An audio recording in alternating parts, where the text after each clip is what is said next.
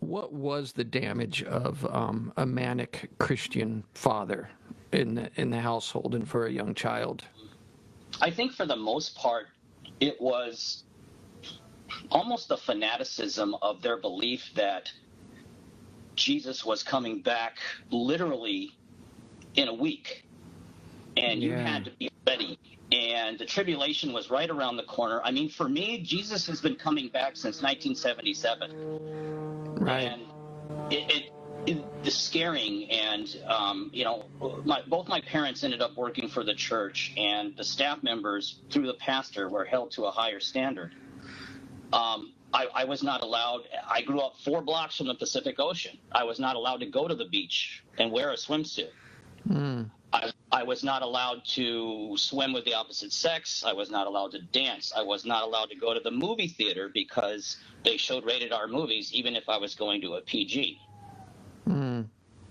Secular music was out, so I had to sneak everything. That's difficult and And scary. It's scary to and sneak. right, but I find myself being a 12-year-old kid, and I'm not allowed to do hardly anything except go to church and youth group. But then they let us watch in school, because I went to the church school, Hmm. um, they let us watch a movie on the tribulation with people who didn't take the mark of the beast getting their heads chopped off via the French Revolution guillotine. And I was in utter fear. So the Mm. second time, like, I better rededicate my life so I don't get my head chopped off. So they kind of scared me into, resaving myself, so to Wow. speak. And the damage from that was, I just remember shaking. And Yeah. to me, it was a rated R movie at 12 years old, and Hmm. very, very, you're worthless, and you need Jesus, and you're terrible. Yeah, So just I have memories too. I can coincide my own experiences with yours. Mine were I was deathly afraid of demons. I believed they were real when I was a preteen, anywhere from 5, 6 years of age to a preteen. That tender time when you're likely to believe Santa Claus is real. I also believed demons were real, and I believed in them most of my life, but I can really recall often being frightened that demons would possess me. And I remember we watched something we never should have. Me and my brother and some of our friends, the parents were out. It was late, and we watched what's that movie with the Exorcist? We watched The Exorcist, and the little girl was right. possessed by a demon. That made me so afraid because I thought it could just happen to anyone. And I thought if I didn't live my life like so devoted to Jesus, I couldn't tell a lie, I couldn't do anything wrong, or a demon might get in and possess me. This was a fear that I was struggling with, a real, sincere fear as a preteen child.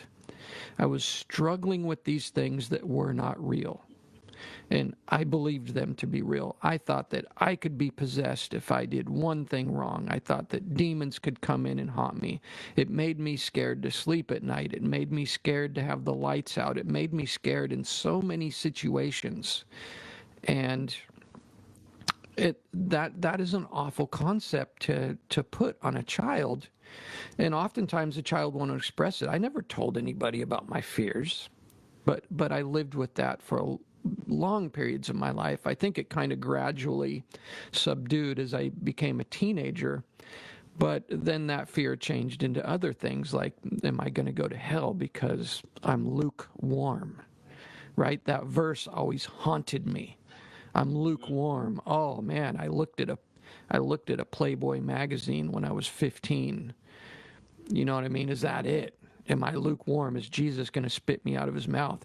These were constant fears and struggles throughout early life, in even adulthood to some degree. I mean, as we get to become adults, we kind of convince ourselves we're saved if we just say we love Jesus. But as a child, these things are really torturing you. Share with us a little bit about your teenage life with this. How did the household go? How did the marriage go? How did things progress from working for Yeah, the church from that point on? the teenage years are very difficult, but again, in survival mode. The marriage, lasted. Looking back on it, I knew my mother was very unhappy, but they did not divorce until I was 30. Me, once I started driving, I remember, since I'm not allowed to listen to secular music, well, if I had to overthink everything. I'm like, okay, if my dad's car breaks down tomorrow morning, then if he needs to borrow my car, it better not be on, the rock and roll station that I listen to. So I had to, every time I pulled into my parking place in front of the house, I had to make sure I put it back to AM talk radio. Mm-hmm. Even though as a 16, 17-year-old, obviously I'm listening to AC/DC and Van Halen. Of course. And all of the stuff I'm not supposed to. Greatest sounds on planet Earth. But and remembering the relief I felt when, it actually happened twice, where his car would not start and he's taken mine to work. And I'm like, thank the Lord, as I'm struggling here to find meaning in my own life and what I want to do with it, which I've never really found that, because of being so controlled. Yeah. And I remember another incident in my teenage years. We were at Six Flags Magic Mountain, which is an amusement park, and he decided he drove the bus up there and acted as chaperone. Again, it's youth group, but I can't get away. And I got in trouble, and I didn't know he was behind me, and I didn't even realize that I'm walking with my friends. It's 5 teenage boys, and this Motley Crue tribute band is playing in the background. And he saw it, and he heard the music, and he came up to me in front of my friends and literally kicked me in the butt. I could say a different word, wow. but we're online, in front of my friends, and said, "Move on, you can't be here listening to that music." So thinking back on that as an adult, I'm supposed to make a conscious decision when all my other friends are stopped and just standing there, and we're deciding where we want to go next. I'm supposed to figure out that this music's playing and I shouldn't be here. Wow. I mean, it caused me, even to this day, I overthink many things in my life. I'm very much an overthinker because I had to be. I had to choose different scenarios, and I learned how to be a pretty good liar to save me from, punishment. So but Christianity taught you to be a liar. Isn't that ironic? It definitely did. It definitely did. When I taught you to be sneaky. It taught you to be very much. I mean, well, it's difficult, and there was a study. I can't quote it. It's in one of my videos. I remember researching it several years ago. A sociologist was doing a study, and he found that Christian families, Christian unions, marriages go through divorce more than secular or an atheist marriage or a secularist marriage. Non-religious people tend to have better marriages, stronger families, and you would think that would be the opposite. You would think that the Christian family would be the ideal, happy home, but it seemingly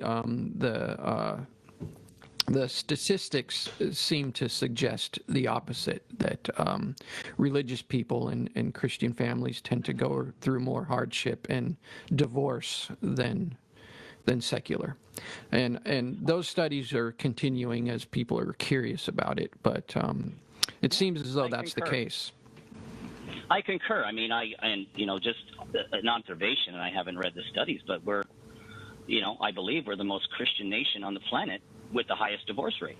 Yeah, and also this is also true by fact. I'm saying fact now. Anybody can fact check this and see that I'm accurate.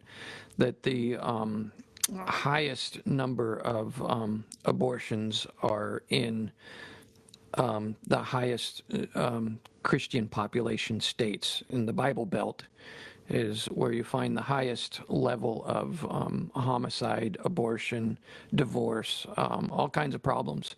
And this is a fact. This cannot be disputed. And also, the divorce rate is much higher in the Bible Belt than it is in more secular nations. Very interesting statistics that anybody can look up and find to be true.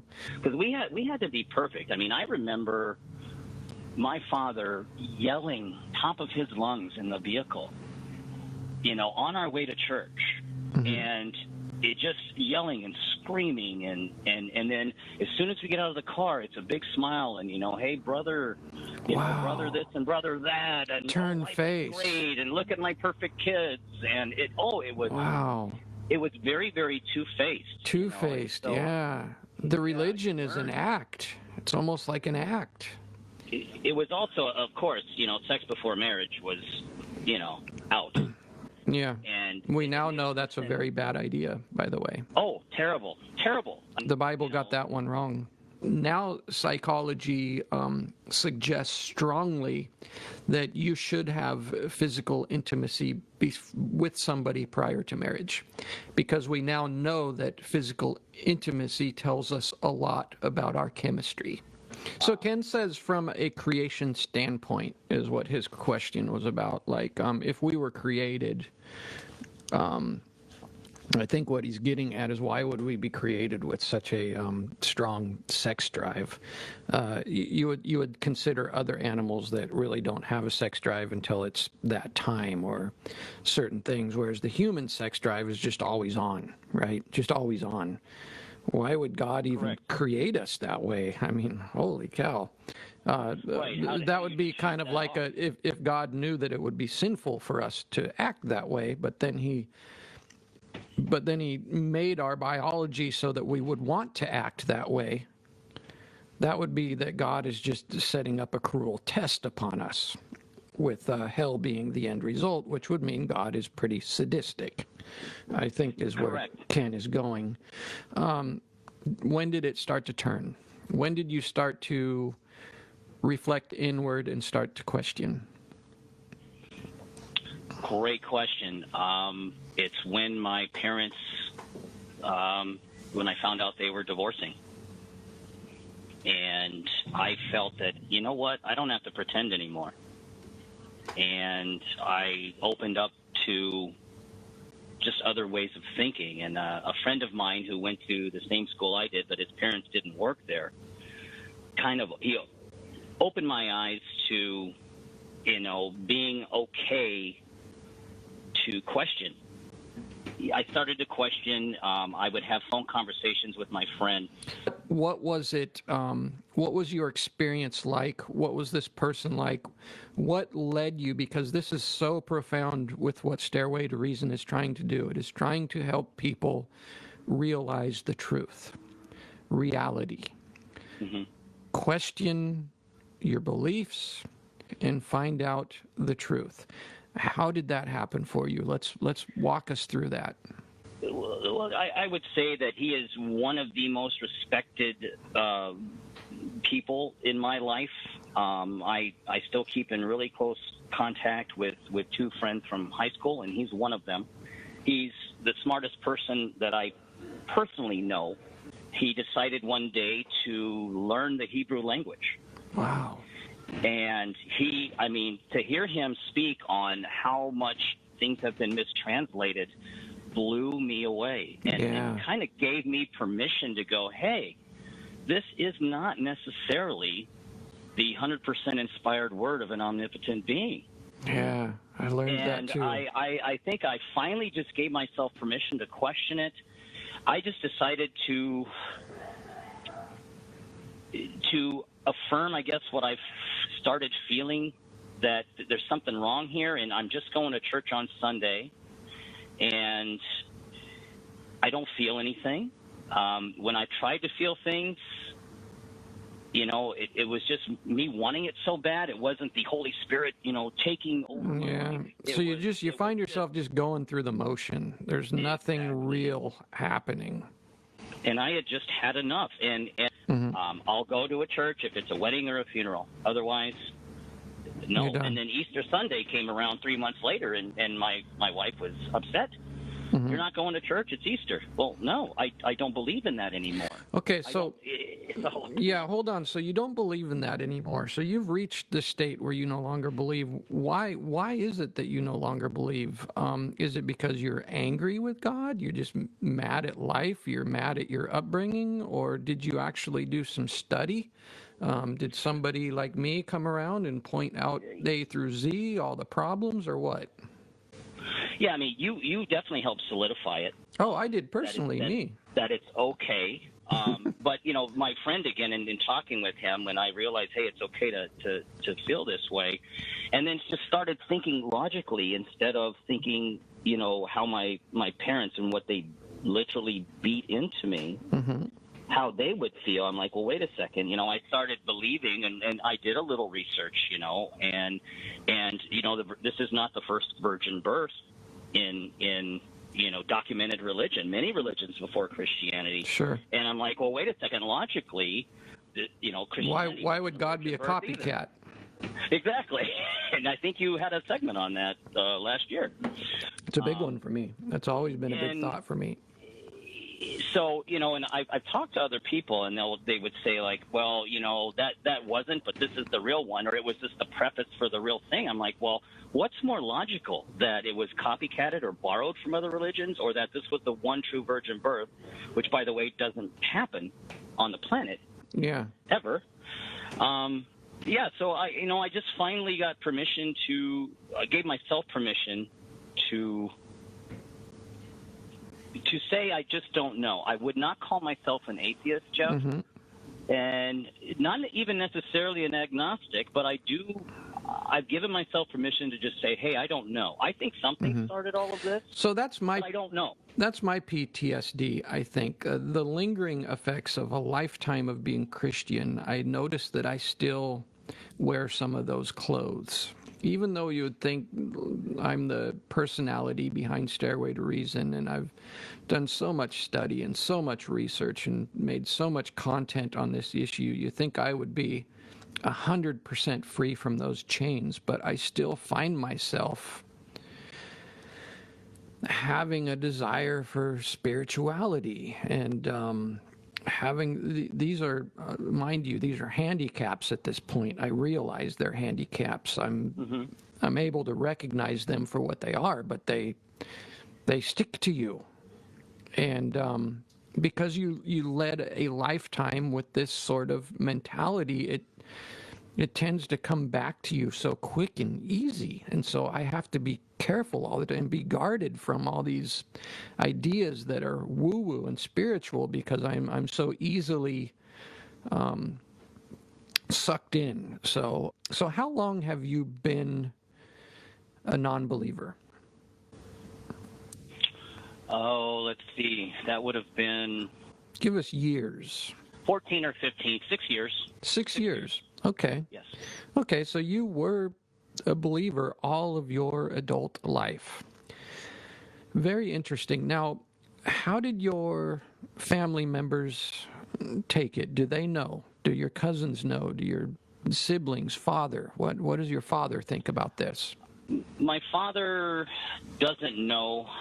A couple of things that he said and did made me feel 12 again, and I just I can't do it. I can forgive him and move on, but I don't have to just subject myself to that, as I don't want to go there anymore. So I will tell you that as the personality behind Stairway to Reason, I have, through the years I've been doing this, I've received so many messages from people who are scared to death to let their family members know they don't believe anymore. Scared to death. Afraid to tell their parents. And they're into where our group, Facebook, has changed things recently. I don't know. Judy, who's probably tuned in, Thank you, Judy, if you're out there. She's wonderful. She's been with us forever and the administrator for our group. But the group we had to keep private because there were too many people that were scared that were in that group to be public, because then their friends and family would see that they're in this group, right? Lots of people, because we were like, Right. oh, we went public. I think we went public. I kind of forget the details. I think we changed it to public, and then we had this outcry of people saying, why did you do this? I have to leave the group now, right? Because you got all these people that are hiding the fact that they no longer believe. And the truth is, the reality is for these people that you need your circles, you need your support. And if you came out as a non-believer or somebody who would criticize the belief, you can lose your support systems. You can lose jobs. You can lose support of parents. I mean, it can be tragic to oppose this religion, depending on who you are. And a lot of times when you come out and publicly criticize because you want to, right? You want to share the truth. You want to tell people it's not true. Like once you realize it's not true, you are so compelled to want to shout from the rooftops. You really just want to tell people around you. You want to share the news, but you can't. Exactly. You can't. A lot of people can't, because they're going to lose a lot by doing so. And this really plays into the church itself, to where a lot of pastors actually don't believe, but they actually continue to run a ministry for the rest of their life, even though they themselves no longer believe. They put on the face, they play the charade. Because so much of their livelihood depends on it, so much of their networks, their resources, their income, their friends, their families. There's so many people so many circles that they can't cut themselves out of at this point, that they're stuck at this job for the rest of their life. And that's really happening with a lot of pastors. And some will come out and say they no longer believe. So you can lose people if you come out and say you no longer believe. It might be a cousin. It might be a friend. It could be a parent. You can lose them. Like, they will reject you. Once I met this friend that I have that kind of opened my eyes. Met him in San Diego, where my sister was living at the time and where I grew up, for a concert. We were going to go to the Ozzy Osbourne concert, and he came, and my sister said, well, we'll put you up. And then he had conversations with her as well, and she began to go, hey, this is making sense. Yeah. And her husband, too, he's like, you know what? All of the guilt that church caused me, because he went to that church, too, when they were younger. And he was so, it was like you could see the weight lifting off of him when he had permission to go, hey, there's something wrong here, and it's okay to question. Yeah, it's liberating, isn't it? To finally break that shell, to finally, because it's like you can finally, to me, it felt like I can finally search for truth. Like, truth really means something to me. It means a lot to me. What is true? What is reality? What is life? Why are we here? It is so liberating to finally be able to ask that question and sincerely try to figure it out. What is true? What is most Exactly. true? Of course, we don't have all the answers, but we can move the compass towards true north, right? Like, we can get closer to the truth every day that we look for it. If you look for it, and for me, I have seen more wonder in nature than I ever had in a church. Absolutely. It is very liberating to almost break. You just feel like you're not shackled anymore. To be free to explore. To explore. Exactly. Because as a Christian, I felt like I couldn't explore any idea that was contrary to what was in the Bible. I couldn't even open the book of any content that would suggest anything opposite to the Bible. And I was bought and sold to the Bible. That was it. That was the sole truth. The Bible was it. Anything that would suggest an opposite idea was the devil. Yep. So I could not. We are very similar there. We are very similar. I could not wow. explore any other truth. And I was so into the Bible that I wouldn't want to. I just knew that anything opposite the Bible was false. I just knew that. That's how stuck a Christian mind is. That is, they don't even know they're stuck. They want to be stuck. And that's where the blind faith comes in, you know. It's like you're supposed to have blind faith, but to me, that's, you know, out the other side. Once you realize that in itself, you must have blind faith. Once you question that quote, once you think about that, you must have blind faith. We don't need to go there, but just what is that really saying? Right. What am I involved in, Harry? What kind of group am I in? If I have to, I mean, anyone with a brain can go. Anyone with a brain should be able to see that as a red flag, man. You must have faith.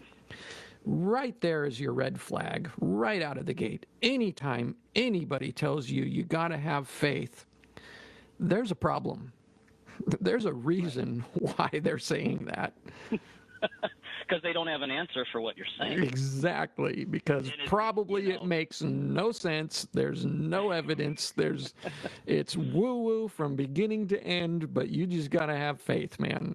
And honestly, sometimes it's better to not bring up your non-belief with your believing circles. It depends on your situation. It depends on how much you need people. It depends on how much you care about people. Sometimes it is just best, even though you want to help people, you want to wake people up, sometimes it's best just to help strangers. Leave your family members alone if it's going to have terrible effects on you and your relationships with them. That's my opinion. So a lot of times I tell people, just please don't. Just don't tell your elderly father who's 80, he's on his deathbed. Don't tell him you don't believe no more. Just let that go. There's no point in that. Him being a Christian on his deathbed it doesn't mean anything. It's not going to be for him or against him. It just doesn't matter. And we know that. If I'm on my deathbed, what am I going to think or feel? Am I going to be freaked out? If there really is a hell, I don't believe that there is right now. But I don't know, am I going to be strong enough to take that to my grave? You will be, yeah. And in fact, you're going to, Yeah, actually, I can tell you as a matter of fact, and you may question it now, but we all will come to our deathbed. 90% of humans have time to digest their dying process. Very few of us die quickly. Most human beings, most likely you and I, will all have time to process our dying moments. And I can tell you for a matter of a fact that Christians are a group who fear death the most. They have this horrifying feeling of, am I good enough? Because there are scriptures in the Bible that will haunt them, such as, you were lukewarm, I'm going to spit you out of your mouth. I never knew you because you didn't do A through Z. No matter how faithful you are, as a Christian, you're going to be scared because you firmly believe that Jesus is going to be sending people to hell. And as much as you love Jesus, as much as you think you love Jesus, you are scared to death of him because this person, Jesus, sends people to hell. And even people who confess that they believe in him and love him, these scriptures are in the Bible.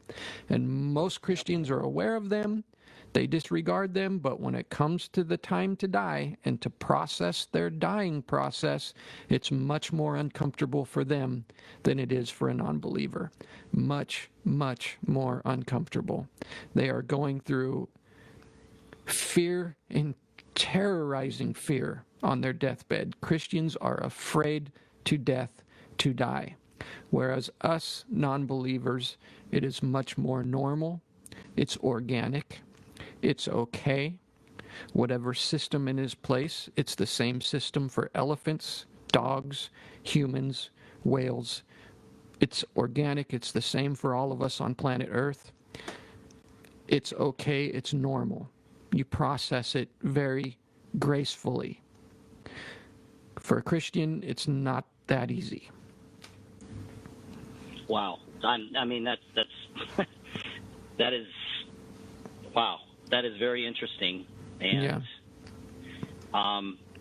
I guess, man, I'd have to agree with that when you really think about it. And because you as a Christian, you're sitting there wondering, okay, what did I do wrong? Yeah, you're detailing your life. and You're detailing your being out of sins. wedlock and Oh, it's terrible. It's terrible. A Christian dying, going through the dying process. My father was a devout Christian. His dying process was terrorizing. He was not at peace. And a non-believer will find peace. It's okay to die. It's normal. It's organic. You're going to. You only have a little bit of time here. It's a very natural, okay process. Not so much for the Christian. There's a lot more going on psychologically in that brain.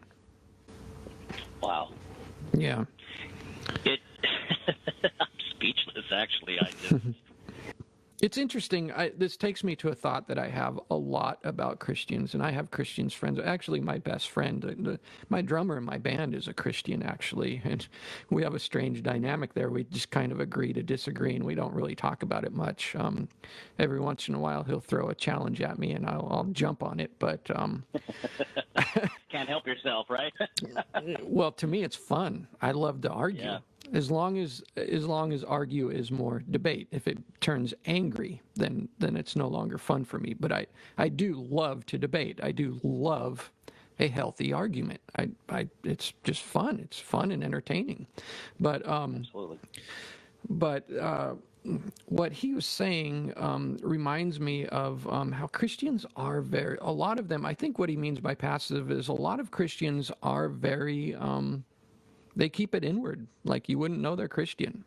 Of course, there's people like your father who you probably find out rather quickly that they're a Christian because they live these extremely strict lives. But most Christians live no different than secularists. They live the exact same way. They may think they have different ideals, but their actions are the very same ideals. They drink, they smoke, they go to horror movies, they listen to AC/DC, they're drug addicts, Yep. they're cheaters, they're all of these things that secularists are accused of being are the same things Christians are, essentially. And so most Christians can be very passive, and you might hang out with a group of guys and there could be a Christian there and you'd never even know it. They'd never even tell you. It's a hidden thing.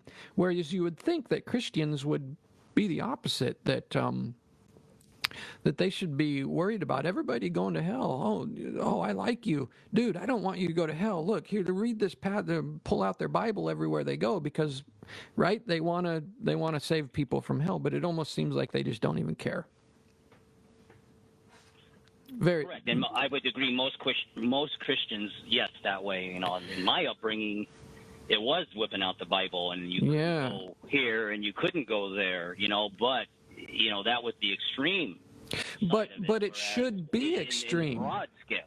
If you really believe it, absolutely. It should be. Like all of your Christian friends, if they really believe, they should be relentless. They should not stop until they have you saved. If they care about you, if they love you, right?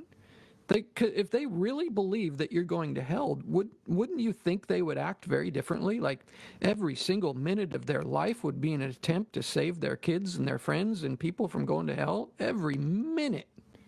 Right. If they truly believe that. If they truly believe you on the other side. Yeah.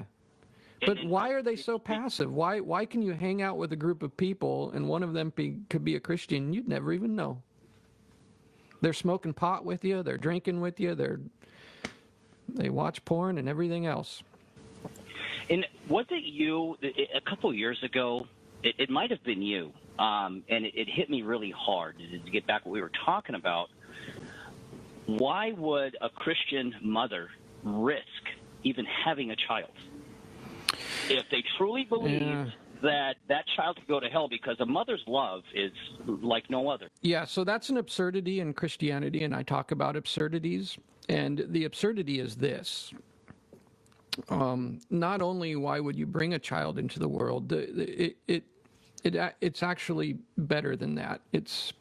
You should bring a child into the world. That's not the absurdity. You're close to the absurdity. The absurdity is this, and it's an undeniable absurdity within Christianity. I could name off a dozen of these absurdities. One of them is you should wish for your children to die before they reach the age of accountability. Because wow, yes. Because once you reach the age of accountability, now your soul is at risk of eternal hell. So it is much safer as a human being, especially your child, if they were to die at the age of 3, 4, 5, or 6. That's a guaranteed ticket to heaven. Guaranteed. If you allow your child to grow into adulthood, you are now risking your child's life. They are now at risk of eternal damnation. So in Christianity, it is much safer to die as a child than to risk reaching the age of accountability and not meeting the bar. Wow.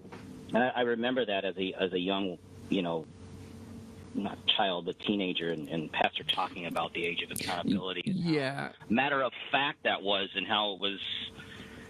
So, and it's like it's different for everybody. So is it 5, 6, 12? Yeah, like if you're a loving Christian parent, you should kill your child before they reach the age of accountability. That's heavy. That's just way heavy. It's absurd. Okay, so it looks like we don't have any questions, so we're going to wrap this up. Jason, thank you so much for joining me. Sounds good. All right, so I'm signing off, everybody. Stay strong and wise, my friends. Bye-bye. Hello, friends. Please help me grow this page by becoming a subscriber and clicking the support button right down below if you're watching on Facebook. Or go to patreon.com/Stairway to Reason and sign up, become a member for as little as $1 a month. And if you don't like subscribing and signing up for things, I have a PayPal where you can make reoccurring monthly donations for as little as $1. It's safe, fast, and super easy. Just ask for my PayPal link in the comments below. Thank you so much, my friends. I don't believe in masquerades. I don't believe that you're